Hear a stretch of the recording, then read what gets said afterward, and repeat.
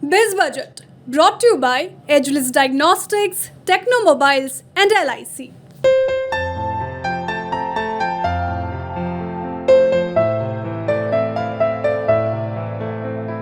Agilus Diagnostics. नमस्कार, मैं हूं सौरभ दीक्षित। बिस्तक में आपका स्वागत है। आज हम बात करने वाले हैं बजट के बारे में। बजट पेश हो चुका है, वित्त मंत्री निर्मला सीतारमण ने बजट पेश कर दिया है।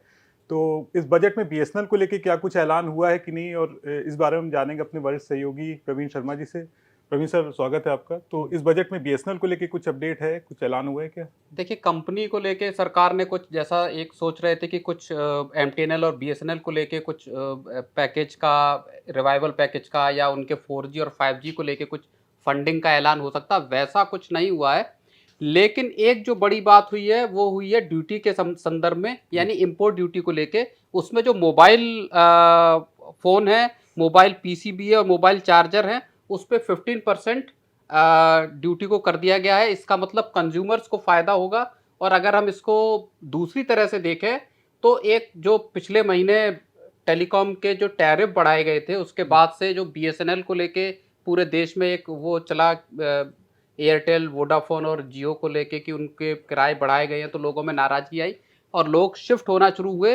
तो वो उस लिहाज से अगर हम देखें तो हो सकता है जो मोबाइल के जो टैरिफ को जो अभी घटाया है आज बजट में, उसका फ़ायदा हो सकता है बीएसएनएल को मिले। अगर मोबाइल फ़ोन सस्ते होते हैं और कंपोनेंट अगर सस्ते होते हैं तो देश में बीएसएनएल को लेके और ज़्यादा कंज्यूमर्स बीएसएनएल की तरफ शिफ्ट हो सकते हैं। ये चीज़ दिखाई दे सकती है, क्योंकि अगर मोबाइल फ़ोन सस्ते होंगे, ज़्यादा लोगों के पास अगर मोबाइल फ़ोन पहुंचेंगे अफोर्डेबल रेट्स में, तो उसके बाद हो सकता है कि और बड़ी तादाद में लोग सस्ते की वजह से बीएसएनएल की तरफ शिफ्ट हों। सर, 4G को लेके कुछ अपडेट है? बीएसएनएल 4G में क्या कर रहा है? जैसे पहले आया था कि 30 अगस्त तक 4G का विस्तार करना है बीएसएनएल को, उस पर कुछ अपडेट है बीएसएनएल? बिल्कुल, हमने अभी पीछे भी खबर की थी कि 4G को लेके बीएसएनएल काफ़ी एक्टिव होकर काम कर रहा है और देश के कई हिस्सों में बड़े पैमाने पर बीएसएनएल ने अपने 4G टावर लगा दिए हैं। सरकार ने भी अपनी तरफ से जो बोला है, उन्होंने कहा है कि हम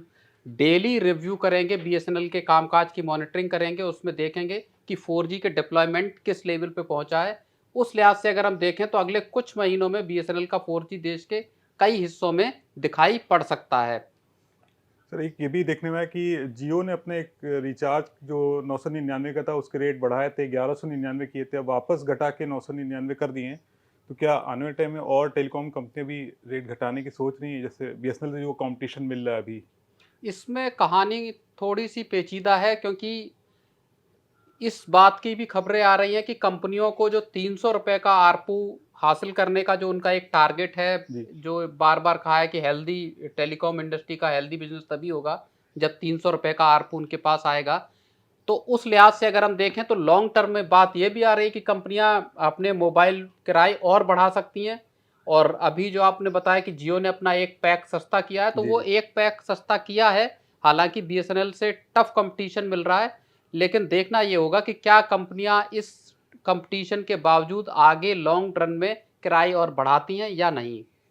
सर, एमटीएनएल के स्टॉक में भी तेजी देखी जा रही जब से बीएसएनएल में ग्राहक पोर्ट होना शुरू हुए हैं। बिल्कुल, जब से सरकार ने ये बोला है कि हम बीएसएनएल को ट्रांसफ़र कर देंगे एमटीएनएल का कामकाज, और उसको बंद नहीं करना है बीएसएनएल को, ये सरकार का है। उसके बाद सरकार ने बीएसएनएल को डिफ़ॉल्ट करने से भी बचाने की पूरी बात कही कि हम एमटीएनएल को डिफ़ॉल्ट नहीं करने देंगे। उसके जो इंटरेस्ट पेमेंट है, ड्यूज़ बकाया जो है उस पे। तब से एमटीएनएल के स्टॉक्स लगातार चढ़ रहे हैं। बीएसएनएल लिस्टेड नहीं है, एमटीएनएल लिस्टेड है, और आज भी 10% का अपर सर्किट एमटीएनएल के स्टॉक्स में लगा हुआ है और 83 रुपये के पार पहुंच गए हैं एमटीएनएल के स्टॉक। तो ये एक बड़ी इन्वेस्टर्स के लिहाज से अगर हम देखें तो एमटीएनएल के इन्वेस्टर्स ने बीते कुछ दिनों में अच्छी खासी कमाई की है। जी। तो सरकार ने बजट में जो ऐलान किया है कि मोबाइल फ़ोन अब सस्ते होंगे, इसका बीएसएनएल को कितना फ़ायदा मिलेगा, ये आने वाले वक्त में पता चलेगा। आपको हमारी रिपोर्ट कैसी लगी ज़रूर बताएं और बने रहें बिस्तक के साथ।